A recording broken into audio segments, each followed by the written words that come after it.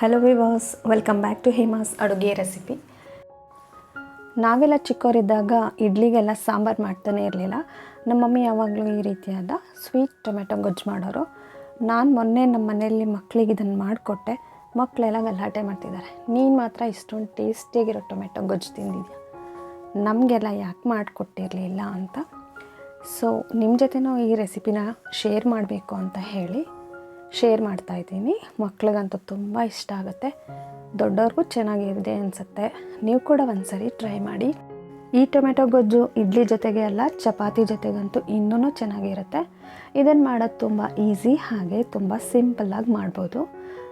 ಇದಕ್ಕೆ ಡೈರೆಕ್ಟಾಗಿ ಬಾಣಲಿಗೆ ಸ್ವಲ್ಪ ಎಣ್ಣೆಯನ್ನು ಹಾಕ್ಕೊಂಡು ಅದಕ್ಕೆ ಸ್ವಲ್ಪ ಸಾಸಿವೆ, ಜೀರಿಗೆ, ಹಾಗೆ ಜಜ್ಜಿಟ್ಕೊಂಡಿರೋ ಬೆಳ್ಳುಳ್ಳಿ, ಹಾಗೆ ಸ್ವಲ್ಪ ಹಸಿಮೆಣಸಿನ್ಕಾಯಿದು ಕಟ್ ಮಾಡ್ಕೊಂಡಿರೋದು, ಸ್ವಲ್ಪ ಕರಿಬೇವಿನ ಸೊಪ್ಪು ಕೂಡ ಸೇರಿಸ್ಕೊಳ್ತಾ ಇದ್ದೀನಿ. ಇದನ್ನು ಸ್ವಲ್ಪ ಹೊತ್ತು ಈ ರೀತಿ ಫ್ರೈ ಮಾಡಬೇಕು. ಇದರದ್ದು ಅರೋಮ ಎಲ್ಲ ಎಣ್ಣೆಯಲ್ಲಿ ಚೆನ್ನಾಗಿ ಬಿಟ್ಕೊಳ್ಳುತ್ತೆ. ನೆಕ್ಸ್ಟ್ ಈಗ ಕಟ್ ಮಾಡ್ಕೊಂಡಿರೋ ಈರುಳ್ಳಿಯನ್ನು ಸೇರಿಸ್ಕೊಳ್ತಾ ಇದ್ದೀನಿ.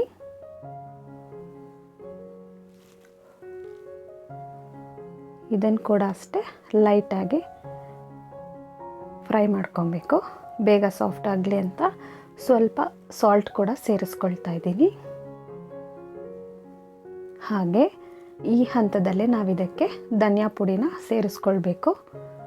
ನಾನಿಲ್ಲಿ 3 ಸ್ಪೂನಷ್ಟು ಧನಿಯಾ ಪುಡಿನ ಸೇರಿಸ್ಕೊಳ್ತಾ ಇದ್ದೀನಿ.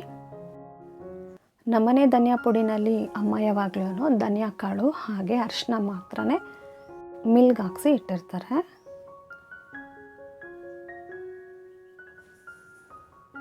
ನೆಕ್ಸ್ಟ್ ಈಗ ತುರಿದಿಟ್ಕೊಂಡಿದ್ವಲ್ಲ ಟೊಮ್ಯಾಟೋಸ್, ಅದನ್ನು ಸೇರಿಸ್ಕೊಳ್ತಾ ಇದ್ದೀನಿ.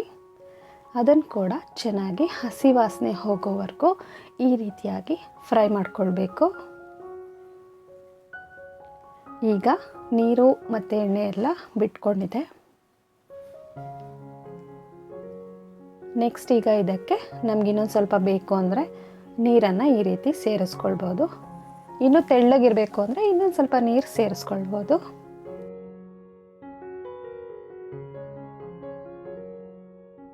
ನೆಕ್ಸ್ಟ್ ಈಗ ನಾನು ಇದಕ್ಕೆ ಸಕ್ಕರೆಯನ್ನು ಸೇರಿಸ್ಕೊಳ್ತಾ ಇದ್ದೀನಿ. ಇದೇ ಇದರದ ಮೇನ್ ಇಂಗ್ರೀಡಿಯೆಂಟ್.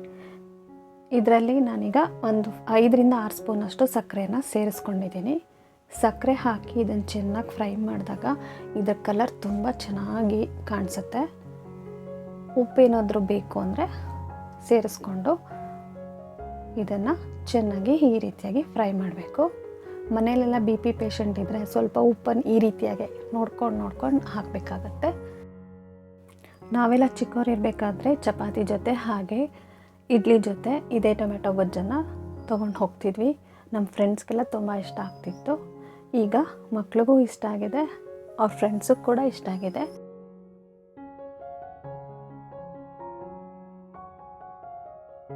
ನೀವು ಕೂಡ ನೆಕ್ಸ್ಟ್ ಟೈಮ್ ಇಡ್ಲಿ ಮಾಡಿದಾಗ ಸಾಂಬಾರು ಬದಲು ಈ ಟೊಮೆಟೊ ಗೊಜ್ಜನ್ನು ಒಂದ್ಸರಿ ಟ್ರೈ ಮಾಡಿ. ಸ್ವೀಟ್ ಟೊಮೆಟೊ ಗೊಜ್ಜನ್ನು ಟ್ರೈ ಮಾಡಿ. ಹಾಗೆ ಈ ರೆಸಿಪಿ ಏನಾದರೂ ನೀವು ಟ್ರೈ ಮಾಡಿದ್ರೆ ನನಗೆ ಕಮೆಂಟ್ ಮಾಡೋದನ್ನು ಮರಿಬೇಡಿ.